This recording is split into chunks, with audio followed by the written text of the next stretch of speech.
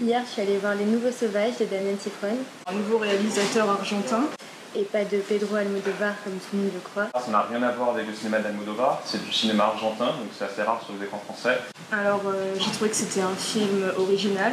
En sortant de la salle, en fait, je savais pas dire si j'avais aimé ou pas aimé le film. C'est un film un peu spécial, puisque ça va être 6 petites histoires sans aucun lien. Sur la forme, c'était vraiment pas mal. Enfin, je pense que le réalisateur a beaucoup de talent. C'est une bonne surprise, les histoires sont très drôles, mais alors très inégales. Les histoires ne se lient pas entre elles. Il y a vraiment 2 histoires, la dernière et une du début, qui sortent vraiment du lot. C'est de l'humour noir, c'est assez drôle, il y a beaucoup de second degré, c'est bien mis en scène. Alors il y a beaucoup de violence, il y a du sexe, il y a de l'humour, c'est glaçant, c'est réussi. C'était pas si drôle que ça.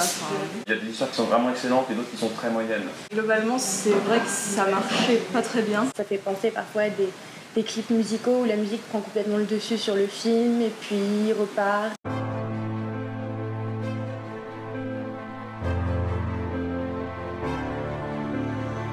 C'est un style nouveau parce que pour la forme, pour la succession des 6 films, mais j'ai pas vraiment compris ce que le réalisateur voulait faire. Ça parle beaucoup de corruption, de meurtre, de pots de vin, de choses comme ça, et je pense que c'est une critique sociale, après on y est plus ou moins sensible. Moi j'ai ri à des moments du film, et aussi des moments où je me suis sentie trop mal, parce que justement c'est un humour très particulier, à la fois qui fait rire, à la fois qui dérange.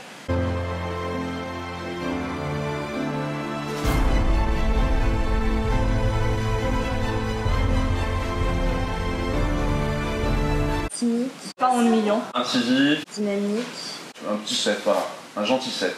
5,5 sur 10. Sur 10, je mettrais 7 sur 10 quand même, parce que c'est un concept intéressant.